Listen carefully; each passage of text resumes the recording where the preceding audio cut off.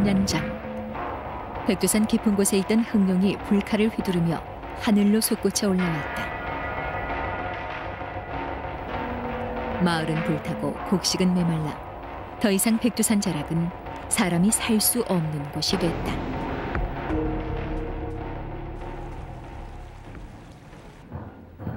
그리고 천년 전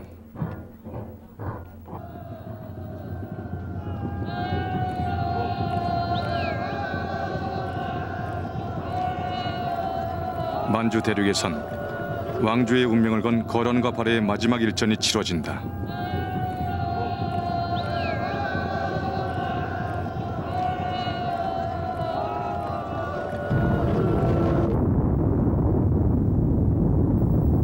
백두산 천년 화산 폭발은 역사 기록 어디에도 아직 발견되지 않고 있다. 하지만 지금 백두산 천년 화산 폭발은 과학으로 부활했으며 그 속에 묻혀있던 발해의 유물들이 하나씩 드러나고 있다.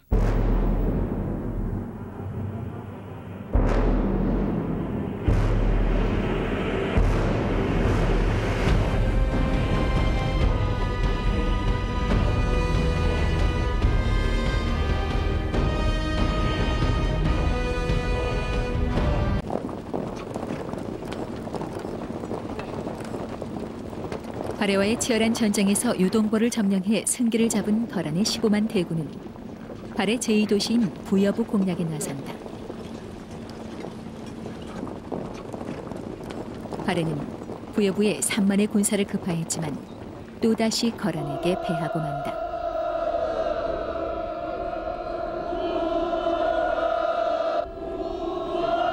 거란 족장 아율보기는 잠시의 망설임도 없이 곧바로 발해 수도인 상경성으로 자신들의 주력 본대인 기마 부대를 앞세운 채 밀고 들어간다. 700km에 달하는 거리를 단 6일 만에 돌파한 거란은 발해 수도 상경성을 포위한다.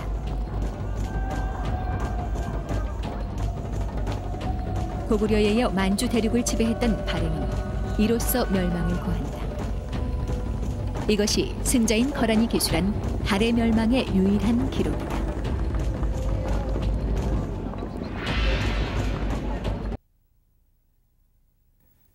그리고 천년 뒤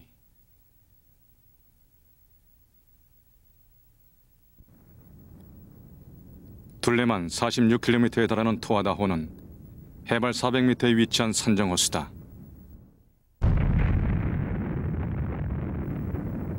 우뚝 솟은 산악지형이던 이곳에 천년 전인 지난 915년 마지막 화산 분출이 있었다. 그 이후 산정 부근이 움푹 패이면서 지금의 호수가 완성됐다. 이른을 넘긴 노학자는 일본 화산 연구의 권위자다. 이를 정제하자 일본 화산재에서는 볼 수 없는 유리 성분의 빛이 난다. 지바 교수는 최근 백두산에서 날아왔다는 이 화산재 분석에 몰두하고 있다. マグマが吹く時の温度によって、このような温度の違いによってできてきます。 발해 멸망기인 이 시기 주변 유적지엔 백두산에서 날아왔다는 백색의 화산재를 곳곳에서 볼 수 있다. 두 교수의 연구를 종합하면 10세기 백두산에서 분출한 화산재가 1000km가 넘는 거리까지 날아와 일본 북부 전역을 덮은 것이 된다.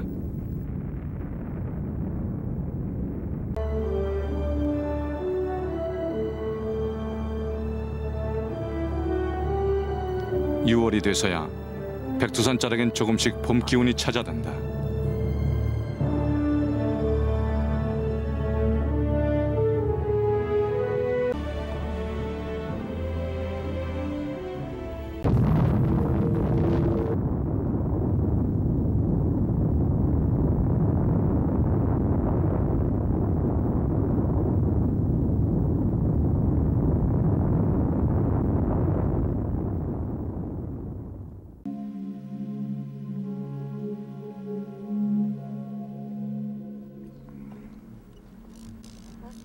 고구려가 멸망한 지 30년.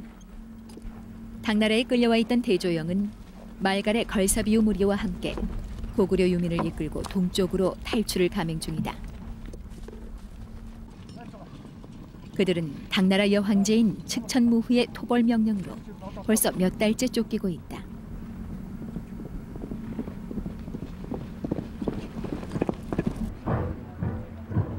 이미 한 차례 전투에서 승리한 당나라 토벌군의 추격은 청문령을 넘어 계속된다.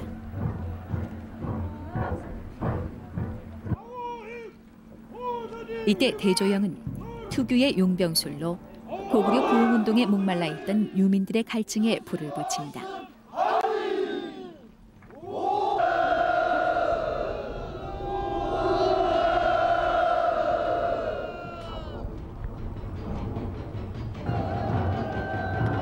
더 이상 달아날 곳이 없는 고구려 유민들과 당나라 토벌군과의 전투는 하지만 그리 오래가지 못한다. 토벌군은 유민들의 거센 저항에 결국 도망자의 신세가 돼 당나라로 달아난다. 이후 대조영은 지금의 길림성 동모산에 도읍을 정한 뒤 귀속해오는 고구려 유민과 말갈인들을 주축으로 세력을 확장해 나간다.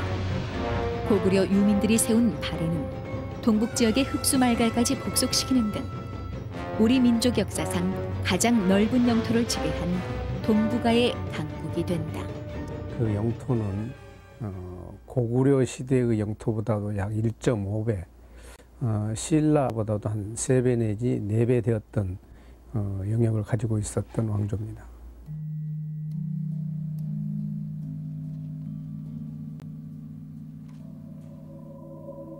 동쪽에 번성한 나라라는 이 네 글자는 당시 발해의 세력을 잘 말해준다.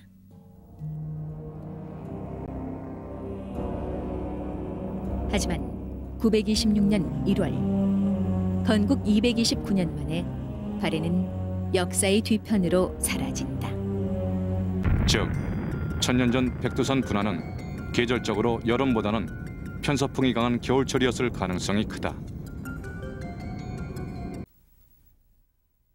日本とか日本起源とかいろんなところの火山灰を調べていますけれども、5センチっていう規模はかなり厚い方になります。ですから噴火としては十分に大きかった。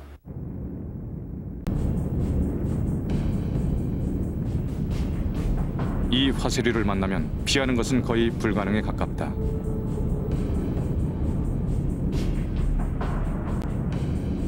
수백 도에 달하는 온도 때문에 부딪히는 모든 것은 남아나지 못한다.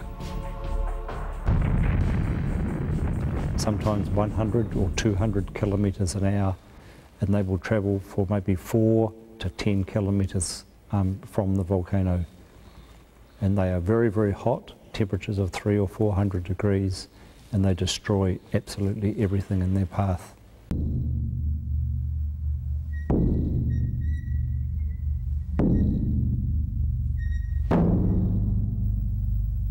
(939년 1월) 일본 역사가는 영문도 모른 채 하늘에서 들려오는 이런 소리를 기록했을 것이다. 그리고 화산재의 공격을 받아서인지 일본 동북지방은 반란에 휩싸이게 된다.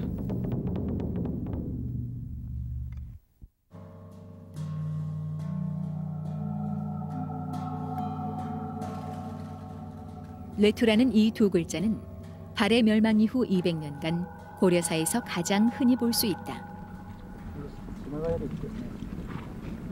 레투는 발해 유민들이 고려로 망명한 사건들을 말한다.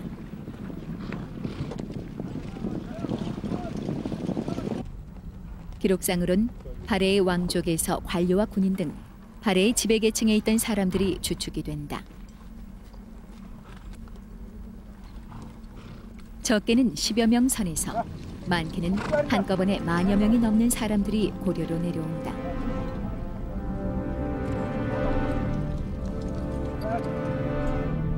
이런 발해인들의 망명은 당시 고려 전체 인구의 10%에 달하는 30여만 명으로 백두산 분화가 939년으로 압축된 것을 감안하면 화산 폭발이 레투에 영향을 끼쳤을 가능성을 배제하긴 힘들다.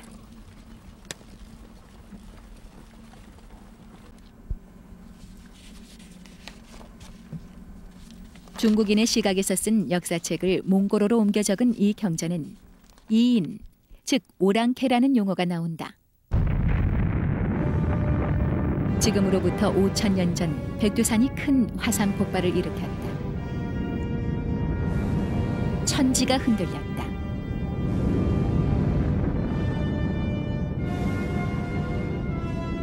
주변에서 사냥과 농사를 짓고 살던 오랑캐들은 하늘이 노했다며 서둘러 떠났다.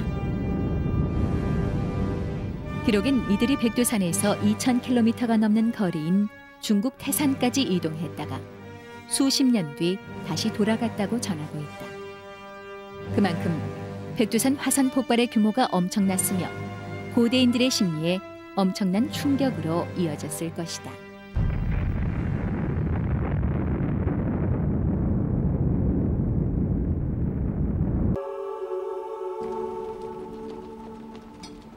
발해의 부활을 꿈꾸는 부흥운동은 만주 벌판 곳곳에서 이미 조직적으로 일고 있다.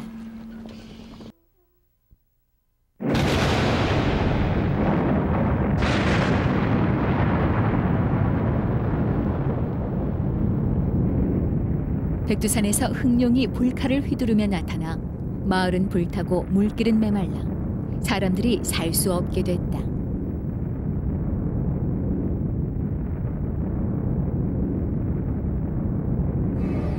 어느 날 백시성을 가진 장수가 나타나 천상에서 내려온 공주의 도움으로 백두산 옥샘에서 100일간 샘물을 마신 뒤 긴 장검으로 흑룡의 불칼을 빼앗았다. 불칼을 잃은 흑룡은 동해로 달아났고 그 자리엔 지하수가 강물처럼 솟아올라 지금의 천지가 됐다.